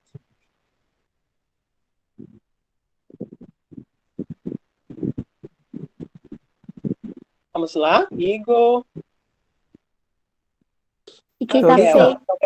Estou ligando, é porque demora um pouco. A Raquel quer falar alguma coisa, né? A gente pode fazer pergunta? Ou já está finalizando? Pode sim. Pode. Eu achei muito interessante o trabalho do Igor, e como é um assunto assim do qual eu estou vindo falar pela primeira vez, Eu tenho uma pergunta para você, Igor, se você puder me responder. Eu não conhecia a revista Claridades, né? O nome da revista. E aí você fala desse grupo do Claridosos. Achei o nome já me remete, né, a várias questões, por a gente pensar o contexto de África, e vir esse nome, né, Claridade, Claridosos, então algo nesse sentido. E aí eu achei um trabalho de fôlego, né, como o Francinaldo falou, complexo, porque você traz aí um grupo de resistência e, ao mesmo tempo, um pensamento, né? Me tocou muito essa crítica que você foi fazendo a Gilberto Freire, uma perspectiva, uma leitura decolonial, né? Você pode me corrigir se eu estiver equivocada. E aí, indo direto para a minha pergunta, se você poderia esclarecer se é isso mesmo, é um grupo que tenta essa resistência, que vem pensar a resistência em seu contexto, e, ao mesmo tempo, quer se enquadrar ainda numa ótica colonial, nessa questão, assim, diferença entre mestiço e mulato, que de alguma forma quer pontuar a sua diferença com relação à África, né? Não sei, e isso me veio complexo nisso. Aí eu queria que você me dissesse se é isso mesmo, né? Se meu entendimento é correto, e se podia aprofundar um pouco mais essa questão, por favor. Tá certo, obrigada pela pergunta. É sempre uma dúvida que surge mesmo, principalmente para quem não conhece muito os claridosos, porque fica sempre a dúvida, né? E aí, eles eram contra o sistema colonial ou eles eram a favor, cooptados do sistema colonial? É uma ótima pergunta, só que não tem uma resposta absoluta para isso. Então, por exemplo, se tu fizer um levantamento do trabalho dos trabalhos que envolvem a literatura claridosa, vai ter gente que vai dizer que eles são um precursor da identidade nacional de Cabo Verde, que eles eram contra o sistema colonial. Aí, do outro lado, você vai ter trabalhos que vão dizer que não, que eles eram cooptados por Portugal, que eles eram serviçais mesmo, então eles pegavam a identidade portuguesa. Então, assim, não tem uma resposta absoluta. Então, por isso que eu utilizo muito Foucault, né? Porque Foucault, ele evita ficar colocando, né, o poder em um grupo específico. Para ele, o poder vai circulando dentro do tecido social. Então, independente do momento, do contexto e também da classe social que quem eu estou analisando enquanto agente histórico ele está, uma hora ou outra o poder toca ali na mão dele, né? Então, por isso que a claridade, eu trabalho ela com essa perspectiva. Então, eles resistem, até certo ponto, à ditadura do Estado Novo. Então, assim, eles não gostam muito disso. Assim, você pega a fonte, né, a revista e tal, eles vão ter vários textos ali, criticando a ditadura, criticando a censura, criticando o fato deles não poderem fazer ou publicar o que eles querem, né? Mas, ao mesmo tempo, há uma valorização do ser do Império Português. Então, assim, é como se eles rejeitassem a ditadura, mas valorizassem participar do Império. Porque a ditadura é só a partir de 1933, mas Cabo Verde é território colonial desde 1490. Então, olha só, tem todo um passado antes da ditadura. Esse passado é valorizado. Esse passado faz parte, né, do que a claridade quer valorizar. Mas a partir do momento que você chega na ditadura, aí já não interessa. Então, assim, é como se eles tivessem, além do interesse, né, de valorizar um passado colonial, eles também quisessem mediar e assumir um controle do sistema colonial dentro de Cabo Verde. E aí eles vão tentar pincelar esses cabo-verdianos de uma forma diferenciada. Então, olha, a gente é intelectualizado, a gente estuda, o cabo-verdiano, né, servindo aí dessa questão racial, né, porque a gente está no século XX, segunda metade do século XX, mas ainda tem o peso das teorias raciais, por exemplo, do XIX. Então, ser negro, para eles, ainda é inferior. Então, por isso que eles querem ser mestiços, porque é como se eles fossem superiores às populações africanas. Então, assim, é complexo, é muito difícil situar eles, né, em ser 8 ou 80, ou eram contra ou eram a favor. Mas é o que torna a pesquisa mais divertida também, né, entre esses questionamentos. Enfim, não sei se eu consegui te responder. Conseguiu sim, né? E parabéns, porque você demonstra ter essa noção e ir atrás, assim, por exemplo, né, com base em Foucault, eu acredito realmente que é uma linha interessante. E assim, parabéns. Esplêndido. Eu gostei tanto do seu trabalho como da sua explicação agora. Parabéns. Alguém mais quer fazer alguma pergunta? Colega? Se não, vou fazer o convite de novo para ligar a câmera para a gente fazer print. Para lá.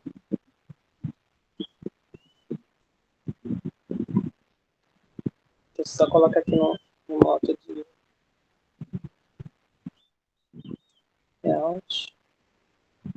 Mosaico.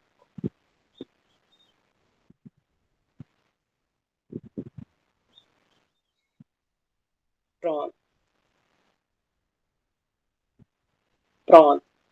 Agradecer novamente a presença de todos, a participação de todos. Os trabalhos são muito interessantes, todos os trabalhos, eu gostei muito da temática, e foi uma tarde muito boa estar com vocês, dividir conhecimento, compartilhar, porque o importante é isso, e o motivo, né, de ter um debate sobre literatura e história é não só afunilar as relações das duas disciplinas, mas também transpor esses discursos históricos, né, e apresentá-los, né, falar dessa relação entre história e literatura, e divulgar. E é o que a gente fez hoje, né, divulgar conhecimento e belos projetos, trabalhos aí em desenvolvimento, nessa relação. E é muito bom, né? Foi muito bom estar com vocês essa tarde. Espero vocês no próximo, amanhã, né? Amanhã vai ter outros simpósios, pode estar como ouvinte, então participando das mesas, das conferências que ainda vai ter. Eu creio que ainda hoje terá conferências e amanhã também, né? Então, faço esse convite a vocês a participar do evento, né? De toda a programação. Acredito que vocês tenham recebido a programação lá no e-mail de vocês, né? Está tudo lá certinho. E vamos lá, vamos participar. Muito obrigado mesmo. Me despeço de vocês agora, tá? E o certificado de vocês vão ser enviado pelo e-mail, viu? Tá certo. Boa tarde, gente. Boa tarde. Boa tarde a todos e a todas. E vou continuar prestigiando o evento, viu, Francinaldo? Muito bom. Muito obrigado. Um abraço. Boa tarde.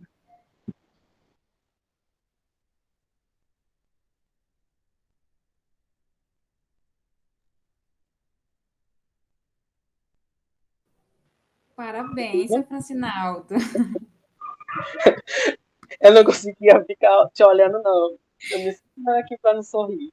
Foi por isso que eu não abri minha câmera. Eu só entrei agora no final. Toda vez que tu ligava a câmera... E eu me sentia culpada. Eu estava me sentindo culpada. Eu me segurando. Eu me sentia culpada porque eu ia fazer tu sorrir, então eu me segurava. Eita, senhor. Eu tô com as fotinhas aqui nos bastidores, eu te passo. Tá bom. Tchau. Obrigado à monitoria.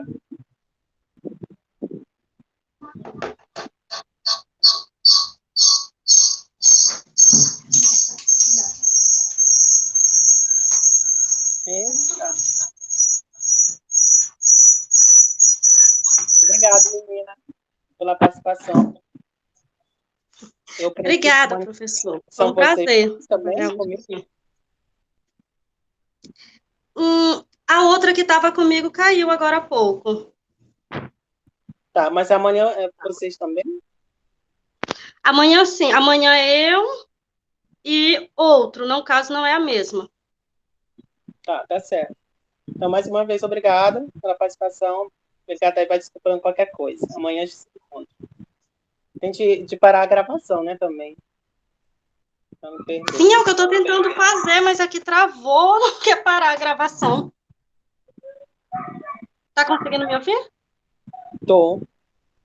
Pois é, tá aqui travou a tela do negócio, não quer parar a gravação. Não sei se apenas saindo resolve. Eu creio que sim, talvez, né? Mas só desligando, será que vai a gravação lá pro Drive? Porque vai já para lá, né? Pro Drive. Eu creio que vai sim. Então tá bom, então você